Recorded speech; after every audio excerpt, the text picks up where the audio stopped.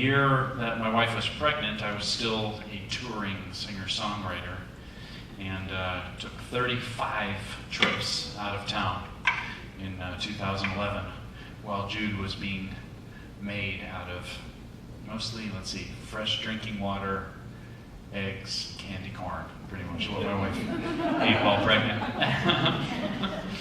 And what started happening, and it was unplanned. I knew I didn't want to be a traveling dad. It just wasn't my vision I wanted to be around. I just wanted to be around, period, for my wife and for my baby and for me. And but what started happening, even back in 2011, is I started getting a few calls from people who wanted me to produce their own albums. Meaning they had a voice, they had a guitar or a piano talent or whatever, and they had a book of songs, and they wanted to make a record but had never made a record, or if they had made a record, they wanted to make a record with somebody else who could help with the artistic vision of it, and they liked my records.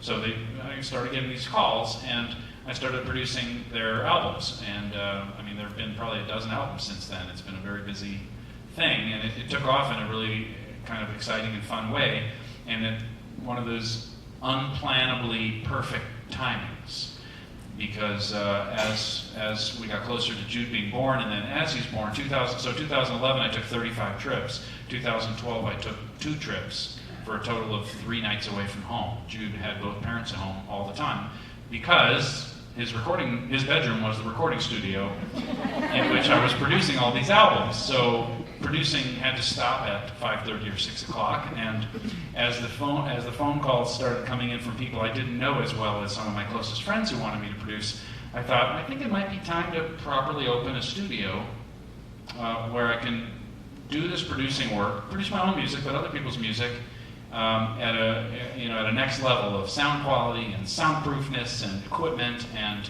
privacy and so on. And it took 9 months or maybe even a year from that thought, and a lot of generosity from a lot of people all over the world actually who contributed to the studio. The studio is built largely from gifts. When I started talking about the fact that I wanted to make a humanity music studio. And I finally found the space and signed the lease exactly on my birthday this past July, and opened the doors of the studio. The contractor walked out, and the next day a client was already scheduled for a couple months to fly in from Philadelphia, and walked into the new studio and made a record. And I've been overbooked ever since. So it's a really exciting time. Thank you. So it's very exciting and very complex I sort of have 3 careers going on at the same time. Well, plus daddiness, plus husbandness, and plus sleeplessness. Anyway, I'm kidding. Jude sleeps. He just wakes up earlier than I ever have in my life, and ever wanted to in my life. So the Mellow Time album that I recorded in his honor, that was recorded by the way, so just so you know, if Jude grows up to become a record producer, a songwriter, or a singer, it might have something to do with the fact that he spent the first year of his life sleeping in a recording studio, and the piano is still in there, even though I moved the studio out, obviously, into the proper room down the street, about 10 minutes away. But Mellow Time, that album, that has that song on it, and has the Somewhere Over the Rainbow and Bob Marley thing, and a lot of these other kind of pop songs spanning about 80 years of pop music. That's the one that's on the Grammy ballot this year. So think good thoughts in the children's category, and think good thoughts. So it's December 6th. It's a long shot, of course, right? Most big dreams there you ought to reach, right? So it's a reach. I have no idea. I know a couple people voted for me because they sent me emails, but beyond that, I have no idea. But December 6th, they announced the Grammys nominations. So and I was on the ballot for the first time in my life. So if I were to be in the top 5, in the nominees for a Grammy, I think it would be a game changer as a producer. It would certainly be a credential, and it would be something I'd be so proud of, and how perfect the timing would be. An album in honor of my baby. If you look closely at the CD, you'll see his little face. I snuck it on there, so it's not about hope. It's just about waiting to see. Being like water, it's okay. It's okay either way. But I'm curious. What'll happen. So there's that, just curious. So let's go to a request. This is a song that, is the person who requested this, yeah, you're still here. Thank you for sticking around. And like I said, feel free to go whenever you need to go. So this is a song from the One Power CD from 11 or 12 years ago. It's a song I absolutely needed to sing 100 times before I started getting it. Like, I don't need to know that I sang early.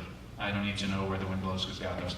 That, you can write something all you want. In case you're wondering, by the way, nobody's a master of anything that's ever in any inspirational message or song. Nobody's figured out anything. Everybody's just doing the best they can. So this is a song that's only gradually sunk in, and I hope you enjoy it, and it's in your honor. Just simply because you like it, not because you even relate to it. Here we go.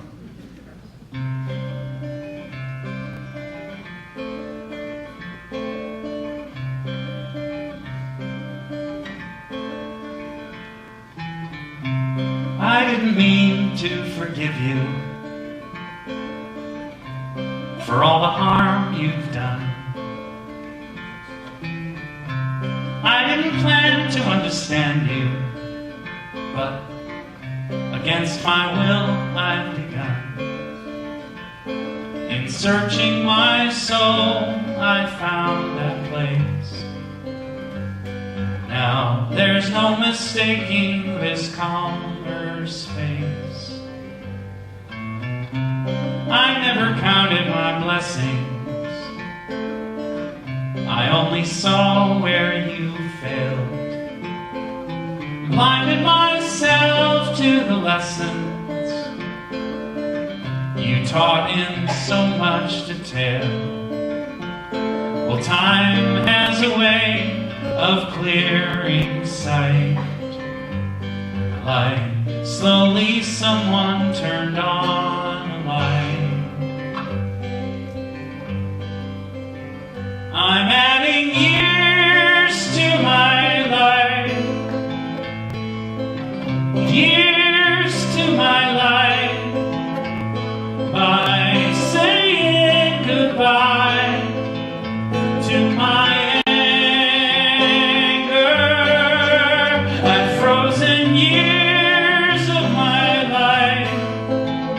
holding so much cold inside.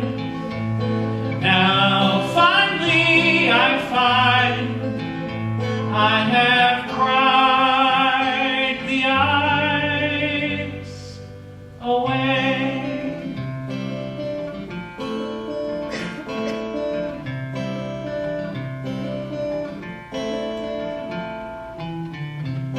I didn't know you'd consume me. Couldn't see what I'd become. Thought I was some kind of grown-up, but I was still so young. And the more I denied it, the worse it grew, till all I was left with was blaming you.